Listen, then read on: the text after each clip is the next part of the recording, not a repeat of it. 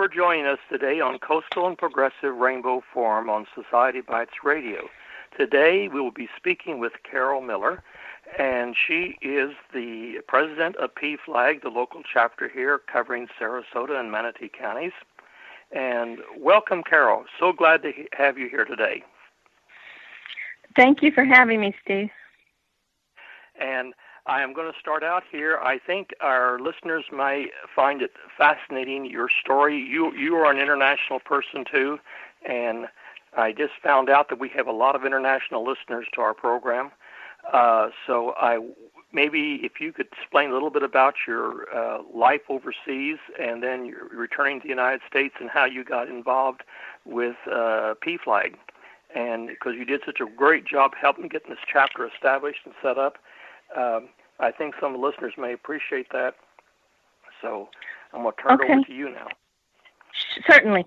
I was born in Indiana. I was raised in Florida, and after I finished college, I moved to Europe. I lived in London for many years.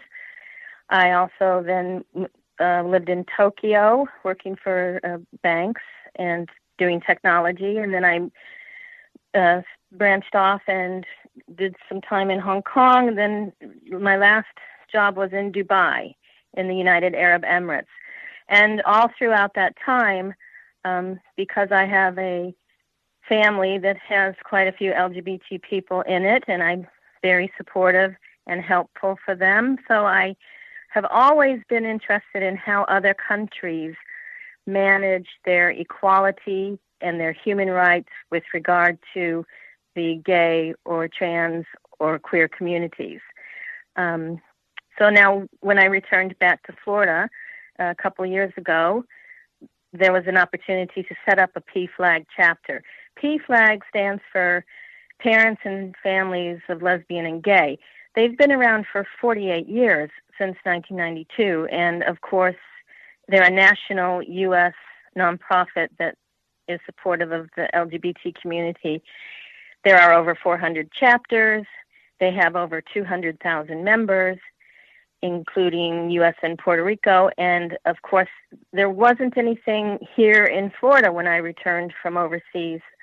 So I thought it was an excellent opportunity to get involved that way.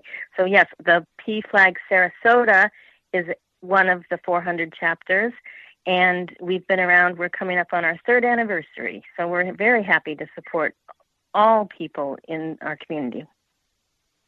Excellent. Would you want to share a little bit about some of the, not mention any names, but just some of the support efforts that people can get from attending PFLAG? Because I know, as a member of PFLAG, that people come to PFLAG when they're really in crisis. They've just found out they have an LGBTQ plus child, or that that they don't know how to deal with the situation and whatever. Maybe you can share some of the input that we've got and some of the support that PFLAG can offer to these families.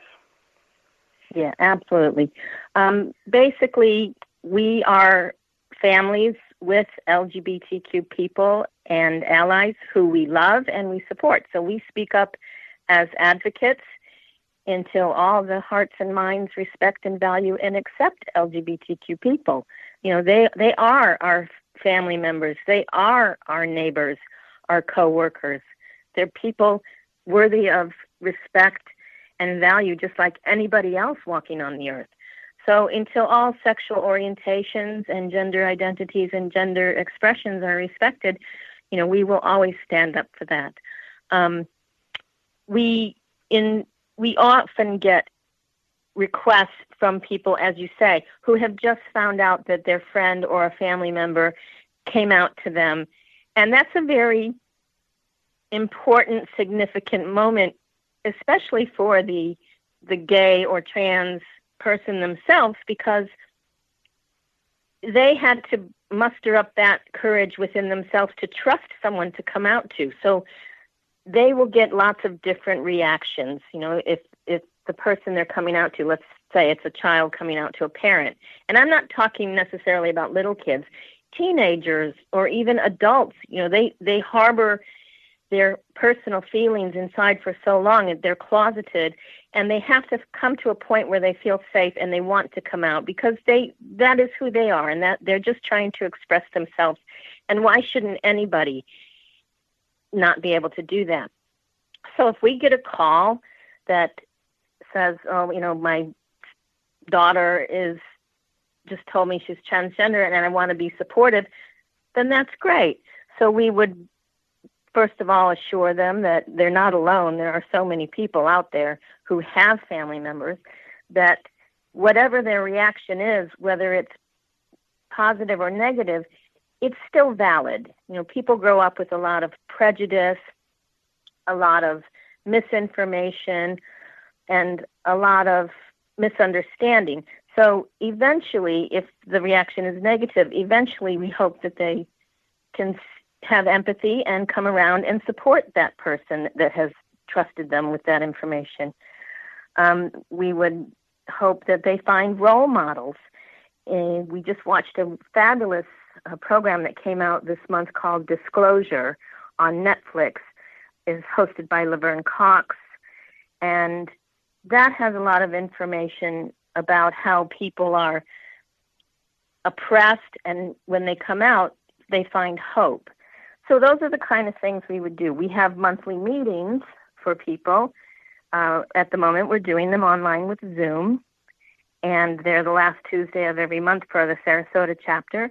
So anybody who goes to our website and goes to our contact page, our website is pflagsarasota.org, give us your email, and we will certainly invite you to join a Zoom to discuss the issues that LGBT people face. So we don't want anybody to have to worry or go through hardship. We want people to know that they are supported, they are valued, they are understood, and if you don't have that already on board for that person, then contact us. We'll certainly be able to help. Excellent. We have where the PFLAG used to meet, they have a whole library of books in there as well. I was just thinking about, and once someday in the future when we can go back, hopefully, to a situation where we can meet in person, those resources are available. Of course, a lot of this is also available online if people research it, and they can get accurate information about the LGBTQ plus community. One of the areas I wanted to delve into here, which I have interviewed people before that have had to go through the trauma of conversion therapy. And this is something that people really need to understand how serious this is and how difficult this is for the LGBTQ plus person. And sometimes the families are well-intentioned, but the disaster that ends up is mind-boggling when you think about the number of suicides that result and things like this. And that practice is still permitted in the state of Florida, unfortunately. It's banned in certain localities, but it's still legal in the state of Florida. And that's one of the things that a lot of us want banned nationwide. Yeah. There was a movie that came out last year. I'll just comment this real quick and then let you take over and explain some of this and why it's so damaging. There was a movie called Boy Erased. I had the privilege of interviewing the author of this, who actually lived through this nightmare and survived. And that's important because some of them do not survive. But take it from there, Carol. No, absolutely. Conversion therapy is basically torture. It can be shown to be a sensitive thing or a religious value issue, but really, at the end of the day, conversion therapy is basically trying to change the sexual orientation or gender identity of a person from perhaps gay to straight. And when I talk to people about conversion therapy, a lot of them don't believe me. They don't believe it's something that happens. If I say, and I'm going to sound harsh when I say this, there is a thing called corrective rape. So if someone comes out and they're a lesbian, and someone says, oh, well, you're not really a lesbian, part of conversion therapy can actually be, let's rape this lesbian with a man having sex with her, and then she won't be lesbian anymore. That's a very extreme part of conversion therapy. For kids, and I'm going to say there was a study that the Trevor Project just released last week, National Survey on LGBTQ Youth Mental Health 2020, just came out. It's an excellent review. It was over 40,000 youth, ages 13 to 24 here in the United States. 10% of the people say they were forced into conversion therapy who took that survey. 78% of those who were forced into conversion therapy were under the age of 18. Now, if you watch that movie Boy Erased and you don't understand what conversion therapy is, certainly you will understand it then. A lot of people think they can pray the gay away. It's a lot of religious shame thrown at them, a lot of personal shame. It can be physical and mental abuse, and it doesn't work. It came out that, many of the people who went through that type of therapy actually ended up committed suicide. So it's more damaging than it is helpful, basically. And yes, it should be outlawed. If you look at all of the reputable psychological and health institutes like the American Psychological Association, they make it very clear that that type of a therapy is dangerous. It doesn't help people, it harms people. And yes, it is legal in Florida. And even when we got close to banning it in Florida, they tried to say, well, we won't do it in a church, but we can still do it in a person's home, and then that way it will still be legal. So it's a very damaging and dangerous thing because mostly it's been proven that you can't change someone's sexual orientation, so you really shouldn't try. You should basically try and understand a person for who they are and not try and think that your views of another person should override their own feelings.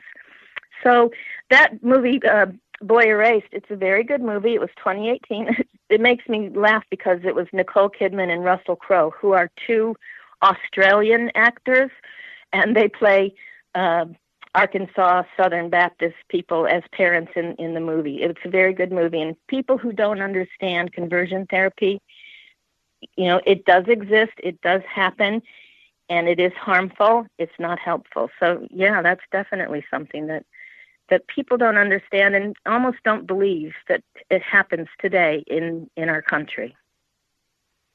Yes, and Carol, that was such a good explanation, too. And people just do not realize how damaging this is to the people. And you brought the stats right there. The people, and I remember in the movie what was so heartbreaking in the movie.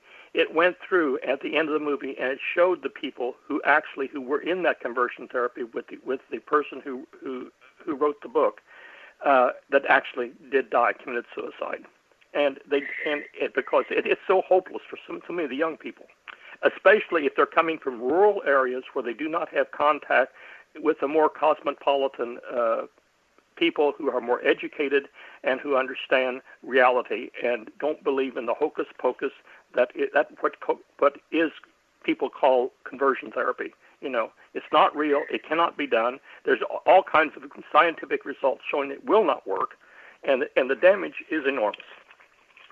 And there is one other ironic thing about that story. It is a true story, but the preacher who ran the conversion therapy for those young people, for the person that wrote that memoir, Joel Egerton, the person who ran the conversion therapy actually ended up leaving that program, announcing himself gay and marrying another man.